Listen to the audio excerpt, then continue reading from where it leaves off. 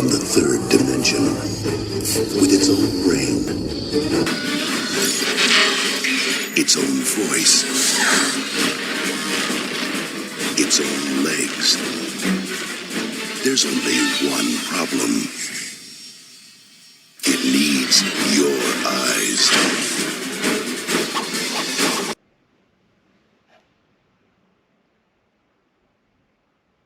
The Nintendo Virtual Boy is a 32-bit portable game system that was led by Gunpei Yokoi, developed and manufactured by Nintendo, and was released on the 21st of July for Japan, the 14th of August for North America, and was discontinued in 1996.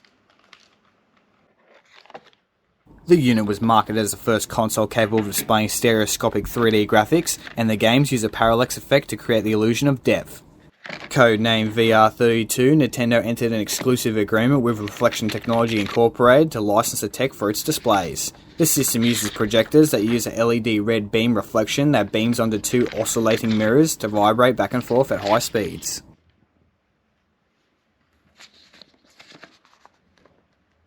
The system launched with 4 games: Mario Tennis, Red Alarm, Tele-Roboxer, and Galactic Pinball. Only 22 titles were officially released, and only 8 of them were Japanese exclusives.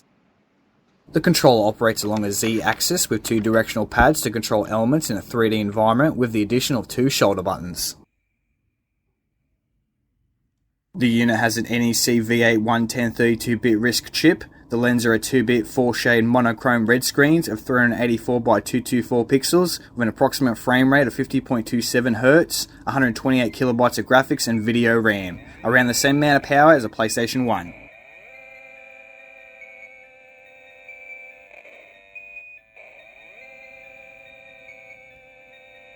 The Virtual Boy became one of Nintendo's biggest failures, only selling 770,000 units before being discontinued in Japan and North America. Its failure has been attributed to its high price, monochrome display, poor ergonomics, stereoscopic effect, lack of portability, and its major health concerns.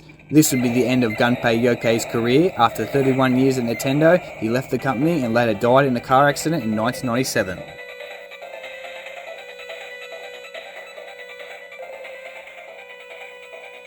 Man, this thing is whack. Could you imagine if Johnny Five from Short Circuit had a baby with, say, a bin chicken? Yeah, you get this thing, eh? Forgot to mention, you also got yourself a headphone jack and a volume slider at the side here. These legs, they are rubbish, eh? I only broke them when I was unpackaging this piece of crap. And this thing is brand new. Look, I know the Virtual Boy is frowned upon a lot, but I actually think the 3D effect is actually kind of cool. Obviously colour screens would have made this thing 10 times better, but hey, for 1995, this thing had potential. Now I've got a few games that we're going to check out, but just bear with me on the video quality as this is the only way I can record the footage. This is the kind of device that you really need to experience firsthand. We'll begin with Mario's Tennis. Now, just a warning, the Virtual Boy causes eye strain and can lead to headaches, nausea, migraines, and even seizures, so it's recommended not to play this device any longer than 2 hours at a time. Not that you'd want to anyway. Mario's Tennis is a 1995 sports video game that's developed and published by Nintendo that was a pack-in title for North America on the 14th of August 1995. Let's check it out.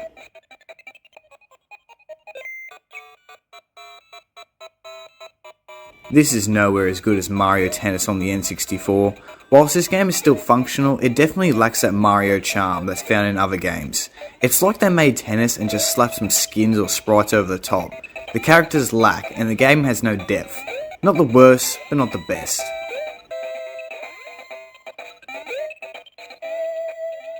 Yep, this is definitely tennis. Try a different game. Red Alarm is an on-rails shoot-'em-up that's developed by T&E Incorporated and published by Nintendo that was released with the Virtual Boy on the 14th of August 1995 for North America. The game takes heavy inspiration from the 1993 title Star Fox and uses 3D polygonal graphics, where the game is set in the 21st century in the aftermath of a 70-year world war that has led to the establishment of a utopian society without weapons. Chaos, which has been used to end the war, becomes sentient and builds an army to wipe out humanity. The player must use Tech Wing's laser cannons to attack, and its guided missiles to destroy armoured enemies with 6 stages of difficulty and 6 boss battles.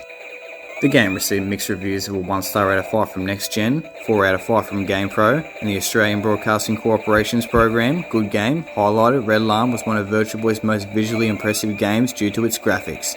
The outlet praised it as one of the most entertaining titles on the console. Let's check it out.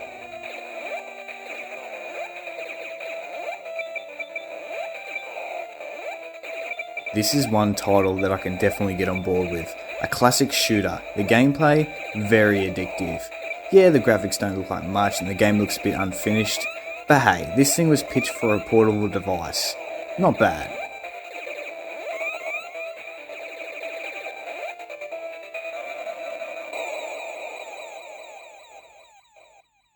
So far, the Virtual Boy, it's not too bad I guess, but what's this thing missing? A head strap. Remember, this thing was pitched as a portable device. No doubt Nintendo had some plans for some other accessories like a headstand adjuster, but yeah. But nevertheless, what other games we got? Pinball. Galactic Pinball is a pinball game that you could barely call a game that's pinball, and we all know that pinball has no right to be a game. Let's check it out.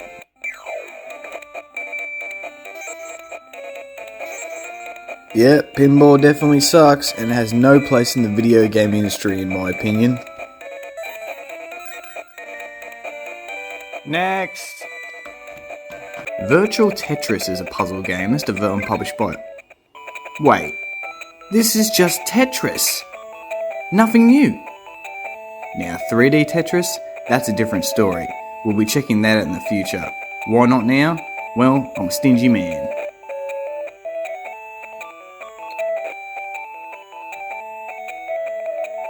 Next.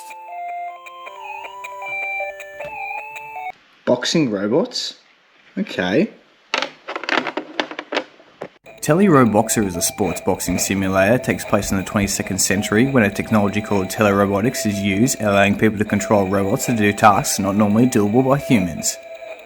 Interesting.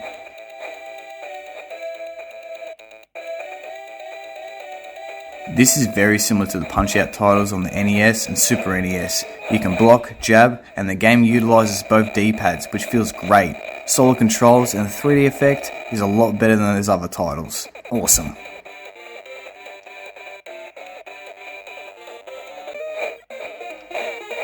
Oh, what the hell, man? This guy's powerful. Look at my health bar.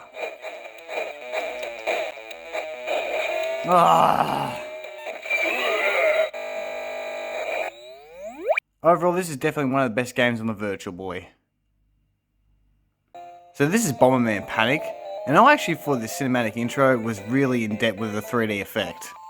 Looks good.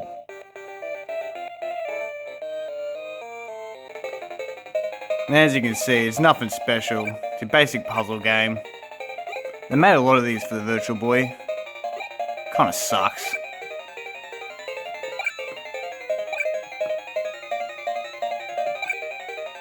We'll give it a pass.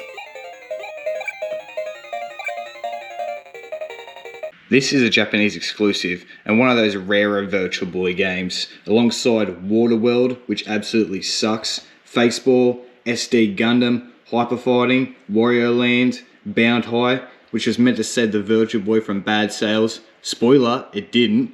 And a few other titles. Let's give this one a go.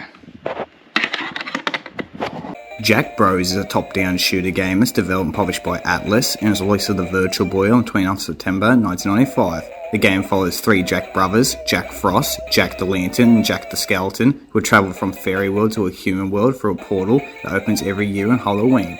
The player must traverse 2 set levels, shooting enemies and collecting keys to advance to the next level.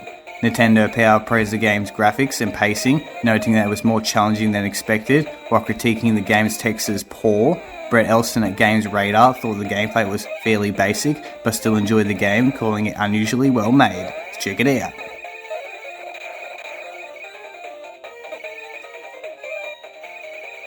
This is a great title. It can be pretty fast paced. Similar to Crazy Castle, I guess, with the key collecting, but a lot more fun, and the music, very enjoyable. Now you'll find that Jack the Frost is the only character that can shoot projectiles, so if you're like me and chose Jack the Ripper the first few runs, You won't struggle, but it's not as easy. Meh, whatever.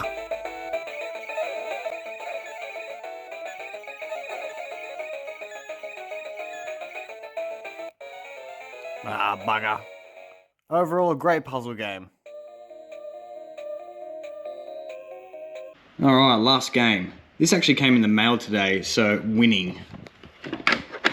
Vertical Force is a top-down on-rails shooter game that's developed by Hudson Soft and published by Nintendo that was released to the Virtual Boy on 12th of August 1995 for Japan and the 1st of December for North America. The game revolves around a starship known as the Ragnarok that has the ability to switch altitudes as the player must traverse 5 stages of difficulty, destroying enemy fighters whilst avoiding bullets and projectiles. Vertical Force received polarizing reviews. Electronic Gaming Monthly compared the title to other games on the TurboGrafx 16 in both gameplay and visuals, referring to the mechanics as quote-unquote an interesting idea. Let's check it out.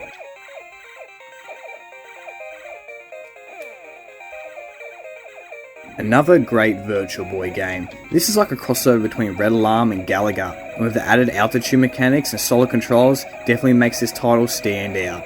The devs originally planned a third-person on-rail shooter like Space Harrier, but went in another direction, as at the time, there were many games with the same similarities of gameplay. What's this, a boss battle?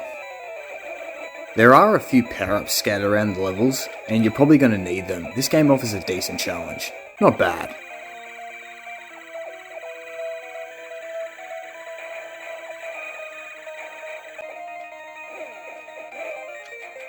Overall, definitely a solid side-scrolling shooter. I apologise about the mediocre looking gameplay, it's a bit hard to record and play at the same time. Great game.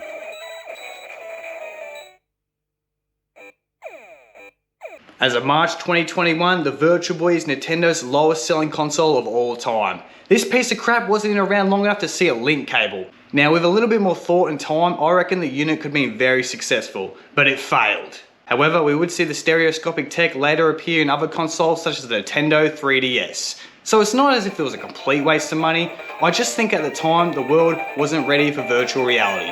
I'm the Pizza Man, I'm out of here.